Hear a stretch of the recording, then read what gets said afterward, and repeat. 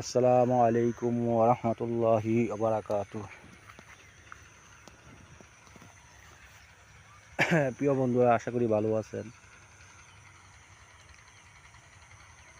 সকালবেলা হাঁটতে বেরোলাম,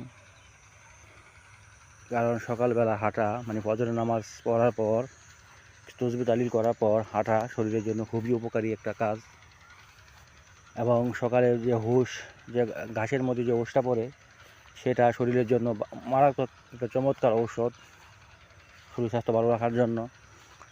এবং যাদের ডায়াবেটিসের সমস্যা, সকালবেলা হাঁটার কোনো বিকল্প নেই, তাদেরকে হাঁটতেই হবে।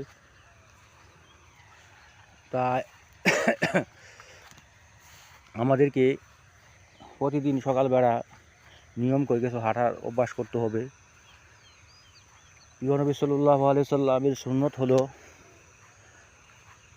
যে তোমরা শরীরকে সুস্থ রাখতে চাও, তো রাসূলের সুন্নত হলো এশার নামাজের পর তোমরা ঘুমিয়ে যাও এবং সকাল সুবহে সাদিকের সময় তুমি ঘুম থেকে ওঠো।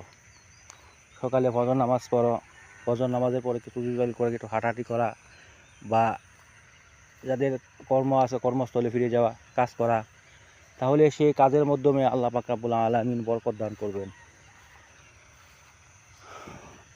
আমরা তো এমন একটা অভ্যাস হয়ে গেছে, আমরা এদেরকে আধুনিকতা বলতেছি, সে আধুনিকতা আমাদের জীবনে কাল হয়ে দাঁড়িয়েছে। আমরা রাত 12টা 1টার পর সময় ঘুমাই, আবার উঠি দুপুর 12টা 1টার মধ্যে। এই সময়টা, ঘুমের সময়টাও আমাদের জন্য কষ্টসাধ্য এবং ওঠার সময়টাও দুটোটা সময় আমাদের জন্য নিষিদ্ধ সময়। এই দুটোটা সময় আমাদের শরীরটাকে শেষ করে দিতেছে, আমাদের মস্তিষ্ক শেষ করে দিতেছে, আমাদের কিডনিকে শেষ করে দিতেছে, আমাদের পাকস্থলীকে শেষ করে দিতেছে। অথচ আমরা বুঝতেছি না। আমরা যদি আল্লাহ এবং তার রাসূলের কথা মতো চলি, আল্লাহ এবং তার রাসূলের কথা মতো নিয়ম কানুন অনুযায়ী বেশি না আমরা 1টা বছর চলি, ইনশাআল্লাহ আমরা বুঝতে পারবো যে আগে কী ছিলাম আর এখন কি হয়েছে। তাই বন্ধুরা,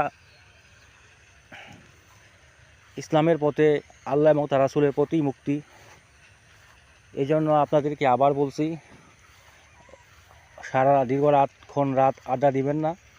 আড্ডা না দিয়ে এশার নামাজ পড়ুন, এশার নামাজের পর ঘুমিয়ে যান এবং সকাল সকাল ঘুম থেকে উঠুন, ফজরের নামাজ পড়ুন, পড়ার পর একটু মাটি ঘোরাঘুরি করেন। দেখবেন ইনশাআল্লাহ আপনার শরীর, মন, মস্তিষ্ক, কিডনি, লিভার সব কিছু সতেজ থাকবে ইনশাআল্লাহ। প্রিয় বন্ধুরা, আমার এই কথাগুলো হয়তো কারোর কাছে ভালো লাগবে, আর কারো ভালো লাগবে না। যাদের ভালো লাগবে তারা লাইক, কমেন্ট, শেয়ার করবেন।